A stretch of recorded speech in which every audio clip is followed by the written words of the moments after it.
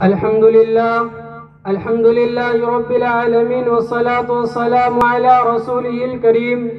اما بعد، ہمارے باغ میں امن و امان کے پھول کھلتے ہیں. ہمارے باغ میں امن و امان کے پھول کھلتے ہیں. ہمارا کام ہے انسان کو انسان بنا دینا. محترم سامعین کرام اور حاضرین جلسہ، آج میری تقریر کا موضوع اسلام امن و سلامتی کا مذہب ہے. حضرات، اسلام پوری انسانیت کے لیے امن و امان کا مذہب اور قیام امن کا اسلام سلم سے بنا ہے، جس کے معنی ہے امن و سلامتی. قرآن مجید کی سورہ حشر میں اس مذہب کو بنانے والے اللہ کا نام السلام اور المؤمن آیا ہے، جس کے معنی ہے سراسر سلامتی اور امن دینے والا. اس امن و سلامتی والے مذہب کے پھیلانے والے پیغمبر حضرت محمد صلی اللہ علیہ وسلم کو تمام عالم کے لیے رحمت بنا کر بھیجا گیا. نبی رحمت صلی اللہ علیہ وسلم نے فرمایا، حقیقی مومن وہ ہے جس کو مسلم و غیر مسلم دونوں اپنی جان و مال کا امین سمجھے. سامعین کرام، اللہ تعالیٰ نے مذہب اسلام کو امن و سلامتی اور سکون و شانتی کا گہوارہ بنایا ہے. اس کی پوری تاریخ امن و سلامتی کے عملی واقعات سے لبریز ہے. معاہدہ حلف الفضول ہو یا صلح حدیبیہ کی شرطیں، خطبہ فتح مکہ ہو یا حجۃ الوداع کا پیغام، ذمیوں اور اہل کتاب کے ساتھ اچھا برتاؤ ہو یا قیدیوں کے ساتھ بہتر سلوک، ہر جگہ امن، انسانیت اور محبت کی اعلیٰ مثال ملتی ہے. خاص طور سے عقیدہ توحید، احترام انسانیت، وحدت انسانی، اتفاق و اتحاد، روادار اخوت و مساوات اور جہاد فی سبیل اللہ اور عدل و انصاف کے جعلی عناوین ہے، جن کے وضاحت کے بعد اسلام کا تصور امن واضح ہو کر سامنے آ جاتا ہے.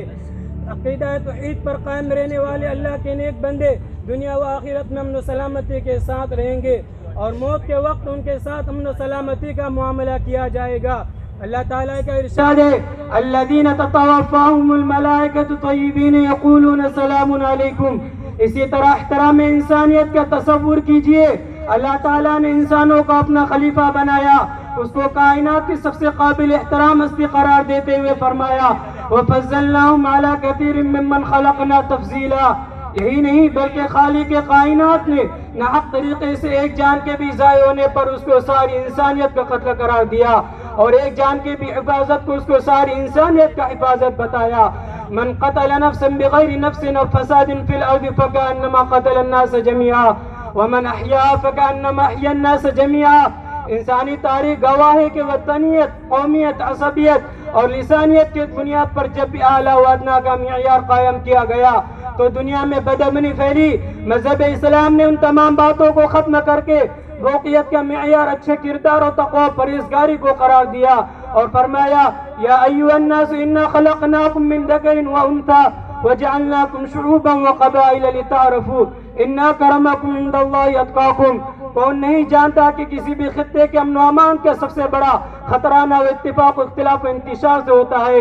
اتفاق و اتحاد امن و امان کا سب سے بڑا ضامن ہے. رسول رحمت صلی اللہ علیہ وسلم نے فرمایا، آپس میں اختلاف نہ کیا کرو، تم سے پہلے لوگ اختلاف ہی کی وجہ سے تباہ ہو گئے. اس بات سے کون انکار کر سکتا ہے کہ جب کسی سماج میں رواداری کا فقدان ہوتا ہے تو لوگ تنگ نظری کے شکار ہو جاتے ہیں، تب بدامنی پھیلتی ہے. اور اس کے مقابلے میں جب کسی معاشرے کے اندر انسانی رواداری کو فروغ دیا جاتا ہے تو اطمینان و سکون کا ماحول بنتا ہے. اللہ تعالیٰ کا فرمان ہے، لا اکراہ فی الدین، یعنی دین میں کوئی زور زبردستی نہیں. اسی طرح قوت و مساوات اور بھائی چارہ وہ ہتھیار ہے جن سے سماج میں سر اٹھانے والے فتنہ و فساد اور بدامنی کو دبایا جا سکتا ہے. خدمت خلق، مہمان نوازی اور اچھے اخلاق کے ذریعے دشمنوں اور مخالفت کرنے والوں کا دل جیت کر شانتی اور محبت کا ماحول بنایا جا سکتا ہے. اسلامی تاریخ اخوت و مساوات کے عملی واقعات سے بھری ہوئی ہے. انہی اسلامی قوانین پر عمل کرنے کا نتیجہ تھا کہ انسانی معاشرے سے جرائم کا خاتمہ ہوا، بدعنوانیاں مٹی، امن و امان کا ماحول بنا، پیار و محبت کی فضا میں لوگوں کو جینے کا موقع ملا.